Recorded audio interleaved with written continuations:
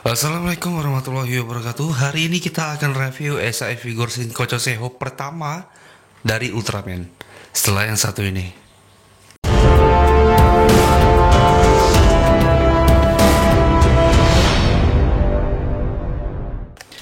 Oke, sebelumnya ini saya udah cukup lama menunggu ataupun pengen banget punya SAE Figure Ultraman Shinkocho Seho. Terutama ini adalah Ultraman 3, Ultraman yang menemankan masa-masa SMP saya.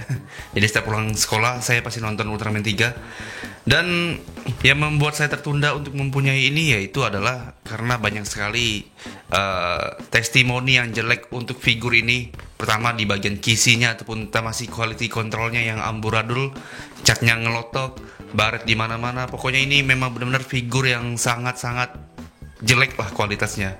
Dan ini thank you buat teman saya Tony yang udah mau barter Ultraman 3 dengan figur saya. Jadinya ini saya dapetin Ultraman 3 dengan cara barter.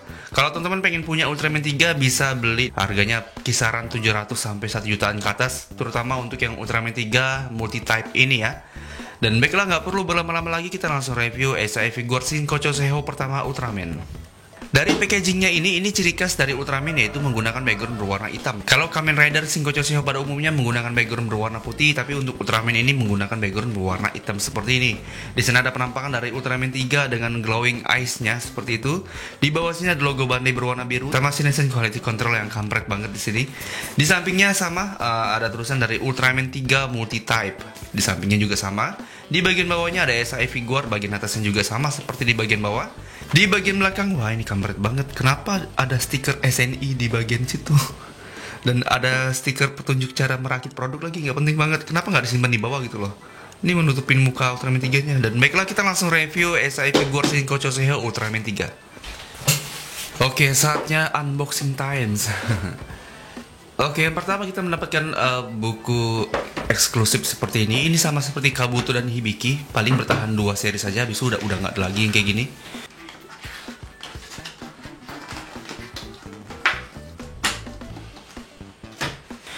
Berikutnya mendapatkan buku petunjuknya, kertas petunjuknya seperti ini. Dan ini sudah aman banget. Bandai memang benar-benar eksklusif banget di sini. Nih, udah dikasih kertas seperti ini, 2 lapis lagi kan. Dan ini kotaknya berwarna silver ya. Ya, ini cakep nih, kotaknya berwarna silver nih, nggak putih polos kayak Kamen Rider. Oke, ini Ultraman 3-nya.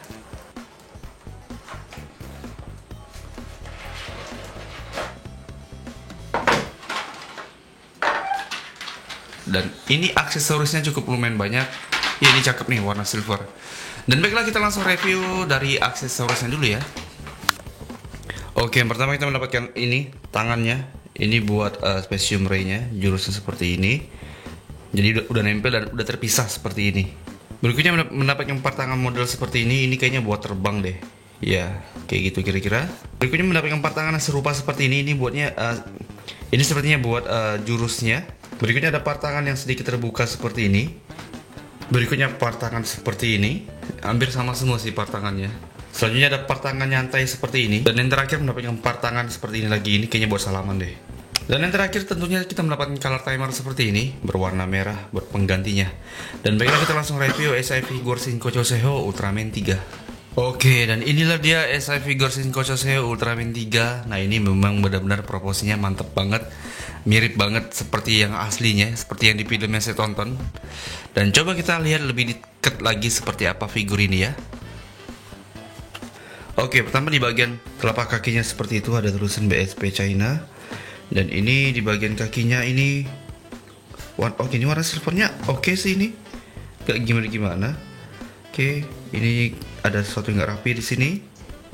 Oke, cakep. Ini bahannya agak ini ya. Pennya agak-agak gimana gitu megangnya. Oke, naik lagi ke bagian atasnya. Nah, ini bentar. Ini pertama kalinya saya megang Ultraman 3 ya.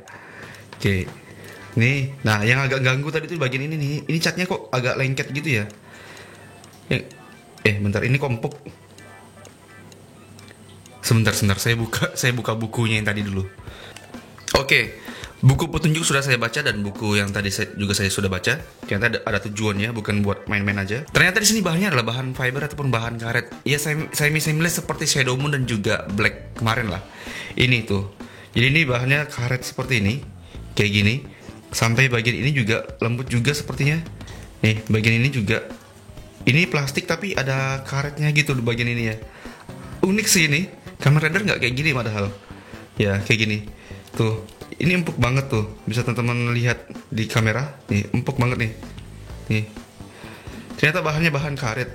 Tuh, dan ini langsung ada bekas tekukannya. Katanya yang paling parah itu bagian silver ini nih. Bagian silver ini yang sering banget luntur ataupun hilang catnya. Ini pun juga bahannya karet nih. Oke, jadi ini bahannya semua karet seperti ini dan agak lengket. Catnya itu agak lengket nih. Setelah saya pegang tuh agak aneh rasanya. Memang ini harusnya di repaint ulang sih biar bisa lebih awet. Di bagian belakang juga seperti ini. Oke, ini oke sih. Sejauh ini saya nggak dapat yang aneh-aneh. Detailnya oke, catnya pun juga rapi, tapi nggak tahu kalau saya mainin nanti kayak gimana. Ya nggak sih itu. Ini cakep loh sumpah tuh. Wah, ini kenapa ada warnanya Zero One di sini? Mungkin pas pembuatannya ada Zero One di sekitar dia, makanya muncrat ke ini nih. Wah, tapi nggak apa-apa sih. Sejauh ini nggak ada cat yang aneh-aneh. Ini kayaknya ada kotor-kotor. Ini juga ada silvernya. Ya memang sayang banget sih quality controlnya nggak begitu dilihat oleh Bandai. Kisinya seperti apa. Untuk material di bagian tangannya ini sudah menggunakan plastik seperti biasa. Ya, hanya saja bagian perutnya nih ya memang benar-benar seamless. Unik sih ini. Jujur ini unik banget sih. Apalagi kalau si Bandai berani membuat ini juga seamless. Jadi nggak kelihatan sendi-sendinya seperti ini. Seperti Shadow Moon ataupun Black kemarin. Mereka kan semuanya seamless kan. Nih, cakep sih ini. Iya, keren bagian ininya. Kaget baru tahu pas nge-review ini ternyata ini bahannya karet ya. Unik sih ini, unik. Oke. Oh, ini juga karet. Nih. Ini juga karet. Kalau biasa Ultraman kan keras nih kan. Ini tuh karet dia ternyata. Kayak gini. Tuh, kalau bagian kepalanya bukan plastik. Bagian badannya nih yang karet nih. Wah, ini keren sih, keren. Oke, kita lanjut ke bagian atasnya. Nah, untuk muka Ultraman 3-nya ini cakep kayak gini, jadi lonjong seperti itu. Kupingnya detailnya cakep, bagian matanya pun juga cakep. Kalau kita lihat secara deket kayak gini, tuh kayak gitu. Detailnya bagus banget. Oke, ini sumpah saya suka banget dengan detailnya. Apalagi bahannya yang kayak gini seamless. Cuman yang saya sangat sayangkan mungkin adalah bukan isu sih, memang faktanya dia sering luntur, terutama di bagian silvernya. Ini yang sering banget luntur dan juga sering juga baret bagian-bagian ininya. Intinya catnya nggak begitu bagus. Saya ngerasa sih juga nggak begitu bagus sih, karena pas saya megang bagian ini agak aneh di bagian tangan tuh, agak lengket dia. Makanya di bagian tangan juga lengket. Oke. Dan baiklah kita langsung masuk ke bagian artikulasinya. Oke, kita coba bagian kepalanya dulu. Kepalanya ini bisa berputar. Oh, kepalanya agak serem, lehernya yang ternyata berputar. Ya, agak serem sih bagian kepalanya. Oke, untuk menunduk dia sampai sini saja, nggak bisa ditekuk begitu. Kalau untuk mendongak dia, mendongaknya cakep banget nih sampai sejauh ini. Cuma kalau nunduk aja dia sampai seperti ini. Ke kiri dan ke kanan dia bisa sampai seperti ini. Oke, ini mantap. Nah, yang paling mendebarkan adalah di bagian ini nih. Mendebarkan bukannya patah, tapi lecet. Kita coba aja ini bisa ditarik nggak sih? Nggak bisa. Ini nggak bisa ditarik. Tapi ada butterfly joinnya seperti itu. Ini kelihatan banget di bagian belakangnya seperti ini. Kayak gini. Terus ini bisa juga berputar 360 derajat seperti ini. Oke, aman. Untuk membentangkan dia sampai sejauh ini. Nah, ini bergesek sudah nih. Oke, warna silvernya sudah bergesek nih. Apakah akan aman? Oke, aman ternyata. Nah, tangannya unik nih. Tangannya bisa diputar seperti ini nih. Dikit aja sih, tapi nggak gimana. Tuh kayak gini. Bicepnya pun bisa diputar, tapi agak keras bicepnya karena ngikut juga. Tuh, beresiko juga sih untuk baret di bagian bicepnya. Keras banget bagian bicepnya, ya sumpah. Nih, bagian ini pun juga bicepnya. Wah, ini bicepnya bisa diputar. Kayaknya bagian ini yang susah nih, bicepnya nih. Double joint di bagian tangannya seperti ini. Oke, tekukannya bagus banget tuh kayak gitu. Cakep kan? Nih. Bagian tangannya bisa diputar 360 derajat seperti itu. Bisa di gini juga. Oke, coba kita mainin di bagian body seamlessnya ini untuk menunduk dia. Nah, tekukan itu. Oh, ternyata ini yang menyebabkan cat silvernya itu berbahaya. Kalau ditekuk kayak gini, dia juga ketekuk tuh. Tuh kayak gitu. Nah, kalau sudah ketekuk itu biasanya catnya retak. Iya kan? Nah, retak. Makanya kayak gini nih. Ada langsung berbentuk garis seperti ini karena kita tekuk tadi. Nih, dia langsung nekuk. Oke. mendongak dia sampai sejauh ini. Unik sih ini, sumpah ini unik sih, unik banget sih. Tapi ada lekukan-lekukan bekas tekukan itu, ya mau gimana lagi, resikonya sih. Ke kiri seperti ini, ke kanan seperti ini. Kalau berputar nggak usah aja deh. Dia bisa ronyok karena bahannya seamless. Untung-untung cuma ronyok doang. Kalau patah, kalau pecah ataupun rontok bisa bahaya sih. Tapi ini unik sih, sumpah. Lanjut lagi di bagian pangkal pahanya, ini bisa berputar seperti ini, dikit aja. Ini bisa ditarik. Oh nggak bisa tarik ternyata. Kalau untuk ke belakang dia sampai sejauh ini, sampai seperti itu. Nah, kalau ke belakang sampai seperti ini. Kalau ke depan dia bisa sampai sejauh ini. Ini pun juga bisa ditekuk. Wah, bagus banget tekukannya. Kakinya bisa dipatahin seperti ini. Pivotnya bisa dimainkan seperti ini. Kakinya bisa diputar seperti ini. Oke, untuk artikulasinya ini jujur bagus sih, bagus. Terutama fitur di bagian seamlessnya ini ataupun bagian torsonya. Ini kelihatan banget naturalnya seperti itu. Ya kan tuh, kayak gini. Mungkin karena dia nggak ada beltnya sih, makanya Bandai mengakalinya jadi seperti ini. Kalau Kamen Rider kan ada beltnya kan, jadi kalau ditekuk pun nggak bakal masalah. Ini karena nggak ada beltnya dan di bagian ininya jadi kayak gini, makanya Bandai bikin seamless seperti ini. Untung-untung bagian sempak dan bagian ininya nggak digabung kan. Kalau digabung mungkin bakalan seamless full ya. Oke, ini jujur untuk artikulasinya bagus sih, ini bagus. Oke, ini adalah perbandingan antara Ultraman 3 dan juga Ultraman lainnya di sana. Seperti ini kira-kira perbandingannya. Oke, ini ada perbandingan antara Kuga Mighty Form dan juga Ultraman 3 sebagai pembuka era Heisei, kalau nggak salah seperti itu. Dan inilah perbandingan antara Kamen Rider Zero One. Berikutnya juga ada Ultraman 3 seperti ini. Oke, itu dia review kita untuk SI Figure Shinkocho Seho Ultraman 3. Jujur aja ini sebenarnya figurnya bagus. Proporsinya mantep, detailnya oke. Catnya pun sebenarnya bagus, tapi kalau kita mainin terus, catnya bisa luntur dan juga bisa ngelotok.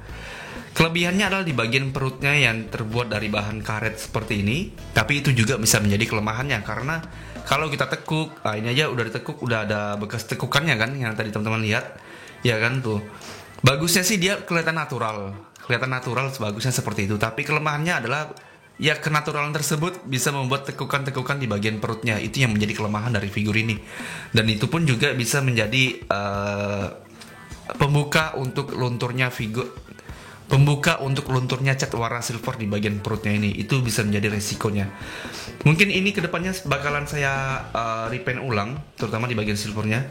Ya kita cari cat yang lebih bagus dan lebih awet lah. Biar ini kalau diposein dan di foto-foto ekstrim mau pose kayak gimana tetap aman. Tapi untuk lekukan-lekukan di bagian seamlessnya ini, bekas tekukan ataupun bekas menunduk itu nggak bakal bisa hilang sih sebenarnya. Ya nggak bisa bakal hilang, itu yang menjadi kelemahan dari figur ini. Tapi kalau untuk pajangan doang, pajangan diri kayak gini aja sebenarnya ya nggak masalah sih, nggak masalah. Tapi kalau untuk foto-foto mungkin harus dipikirkan beberapa kali dan juga menguatkan hati. Kalau ini kedepannya bakalan bisa luntur dan juga bisa nggak enak dipandang di bagian perutnya. Itu aja sih yang menjadi kelemahannya. Skor saya untuk Ultraman 3 ini saya kasih skor 9/10 kalau dia memiliki kualitas yang bagus, cat yang bagus, dan juga tidak ada isu-isu yang seperti teman-teman ketahui lah. Kan banyak orang yang bilang ini parah banget kan lunturnya kan. Nah kalau itu nggak ada saya kasih skor 9/10 lah. Tapi karena kelunturan itu adalah fakta, makanya saya kasih ini skor 7/10 untuk quality controlnya yang sangat-sangat jelek sekali. Ultraman 3 ini sayang banget sih, karena ini adalah iconic Ultraman bagi saya. Ya, saya mulai nonton Ultraman, nggak dia sih sebenarnya. Dan ya, skor dari saya sekitar itulah, 7/10 untuk realnya. Nah segini dulu video review kita kali ini. Berikutnya kita mau review apa lagi nih? Tinggalkan di kolom komentar. Kalau kalian pengen request ngebandingin KW dan Ori, oke, saya siap aja. Saya siapin dananya maksudnya. Makanya jangan lupa untuk subscribe channel ini biar saya lebih semangat lagi dalam membuat konten dan biar saya lebih semangat lagi untuk bisa meracuni kalian semua dan menarik kalian semua ke jurang action figure ini, oke? Makanya jangan lupa untuk subscribe dan share ke teman-teman kalian. Oh iya, dan jangan lupa juga untuk follow Instagram saya di umamkan30 karena mungkin Instagram itu akan segera aktif kembali seperti biasa. Kita akan foto-foto mainan lagi lah pokoknya. Saya akhiri video ini. Assalamualaikum warahmatullahi wabarakatuh. Sampai jumpa.